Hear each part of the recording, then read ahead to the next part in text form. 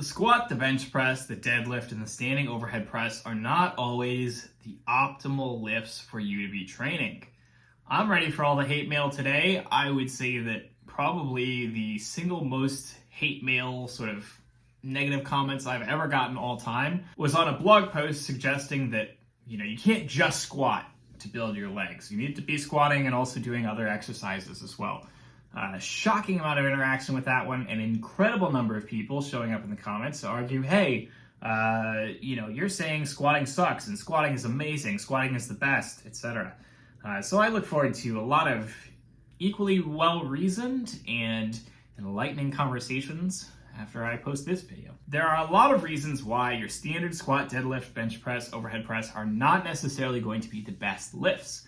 Now, when you are training for strength, when you have a very specific lift that you need to train, so for example, a competition style bench press where you are touching the bar to the chest, pausing, and then pushing up, competition style squat where you hit parallel, competition style deadlift where you lift the dead weight, you have to train with those specific lifts, right? You need to be getting good at those lifts, and that means that you need to be, based on the principle of specificity, training those lifts pretty regularly so you get stronger and stronger and stronger, until you can deadlift so hard that you crack the earth in half. But the reality is that that's not necessarily going to be true if you are training simply for other factors like speed, or training for other factors like building muscle mass.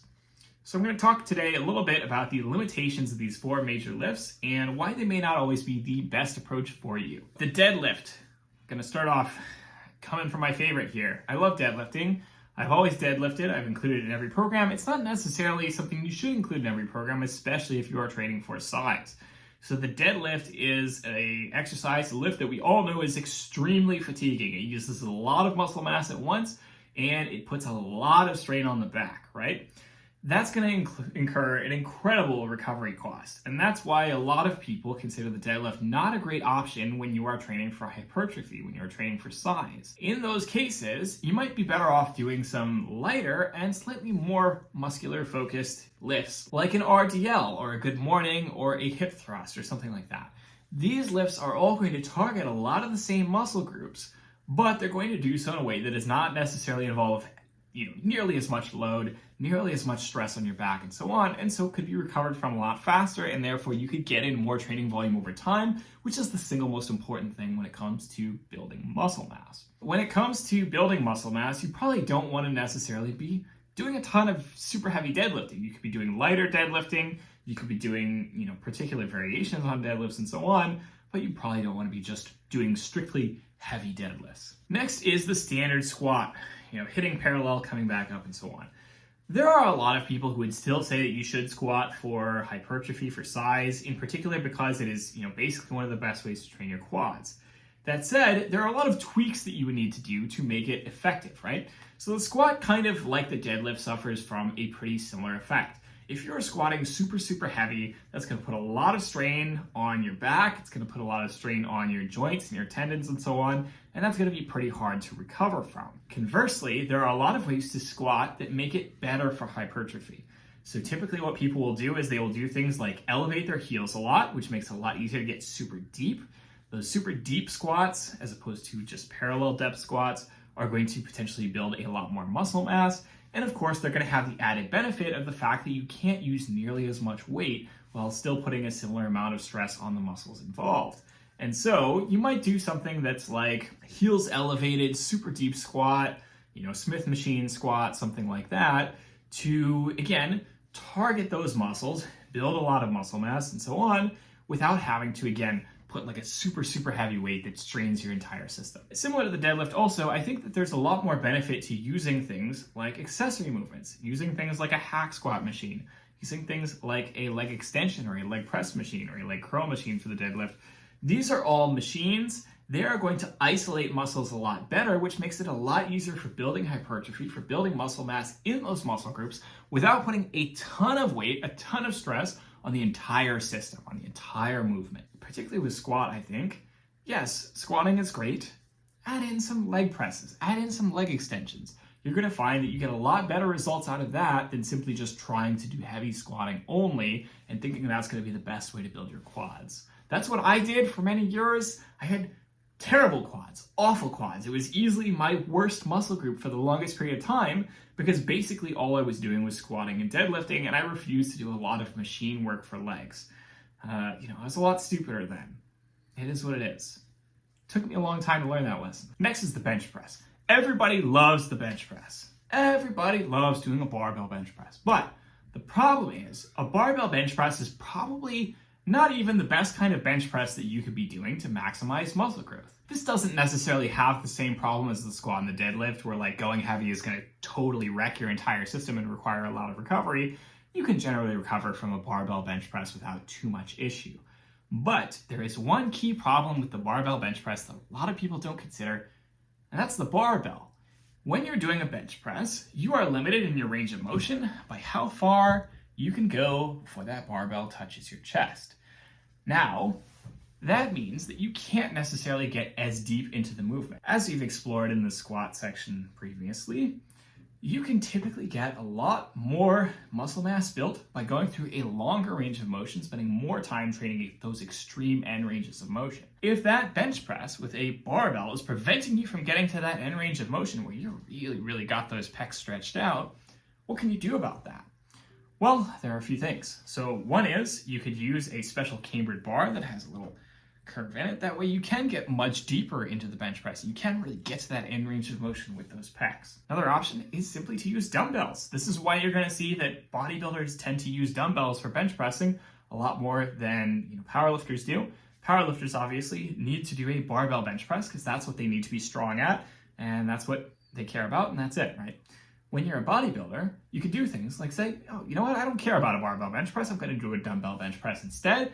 And I can get a full ass range of motion. I can really stretch my pecs out. I can really crush this movement, right? And then of course, you are not limited to that either. There are other options as well. You could do things like push-ups. If you do push-ups, obviously, again, same problem as, a bench press where you're limited by the fact that your chest is going to touch the ground, right? Well, wrong. You can elevate those hands. You can put those hands up on, some blocks or on, some push-up handles or something like that, and you can get a lot more range of motion. You can get a lot more stretch out of that.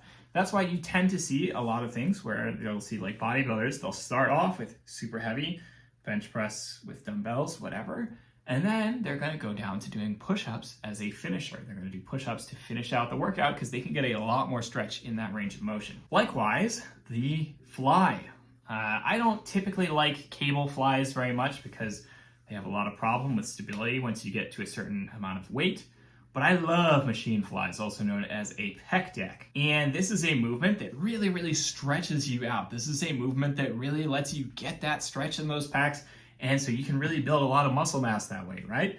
So doing a really nice controlled pec fly with nice controlled slow, end range of motion, really feeling that stretch, you can definitely target that weakness that you have from just doing bench pressing with a barbell, right? Barbell bench press, yeah, okay, fine.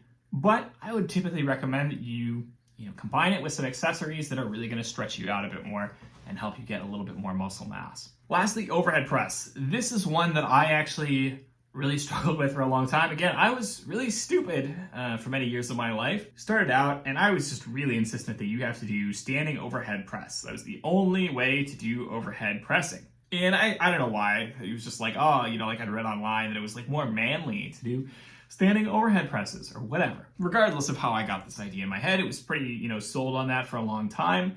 And I have a problem personally, which is that I have really crappy upper back stability. This is a thing about me. I've got scoliosis of my spine. It's not something that's going to get fixed. I've been born with it. But it does mean that if I'm trying to do super heavy weights overhead, I have like no stability. It doesn't work out. And so I have always limited myself with how much I can be pressing overhead by the fact that I've got no stability in that movement, and I'm always trying to do it in a situation where I am extremely unstable, which is to say standing. Likewise, similar to squat and deadlift, putting a lot of weight entirely, compressing your spine, it's going to require a lot of recovery. You have to be engaging a lot of other muscles, core musculature and so on, in a suboptimal way in order to stabilize. So you're not necessarily getting like a huge hypertrophic effect for your abs or anything like that from doing a standing overhead press, but you are cutting down on the amount of weight that you can use, doing your overhead presses. And so that's not good, right? It means you are limiting the amount of volume that you can perform, and that means that you are limiting the amount of muscle that you can build with your shoulders. I also do tend to find that while in general with a barbell, most people are pretty good about doing, overhead presses that really come all the way down. Some people don't. They're doing like these half, overhead presses. And so again, similar to the bench press, you can typically get a better range of motion out of some dumbbells if you're really coming down. So typically what I find is that something like a seated variation will generally work better for building size, because when you're seated, you're going to have the support of the bench. That means you're taking a lot of that stability out of the equation, you're taking a lot of that wasted effort out of the equation, and you're really just focusing on really targeting those muscles. You can also try things like, not just a barbell, but try using dumbbells. Dumbbells, you might be able to get better range of motion compared to a barbell. And then, of course, machines. Like, machines are great for this one, actually. I really love overhead pressing machines. The main thing with those is that you need to be careful to ensure that you're actually being strict with the movement. There's that tendency where you are doing an overhead press where you really want to kind of like pop your body forward so that you can engage more of your pecs, which, makes the movement easier. It makes it easier to move weight, but it also means that you're no longer training the shoulders as much. And so, making sure that you're keeping it strict, making sure that you are keeping your back nailed to the bench, you're not letting it pop forward as you find that the weight starts to get heavier. I do find that things like a machine overhead press can be a great option that can really help you build a ton of muscle mass. That is all for this week's video. I hope it generates a ton of hate mail. I would love to hear from you all below. Call me an idiot, do all the things you like to do in the comments. Like, comment, subscribe, tell me what you would like to see in future videos. I will talk to you all next week. Have a good one.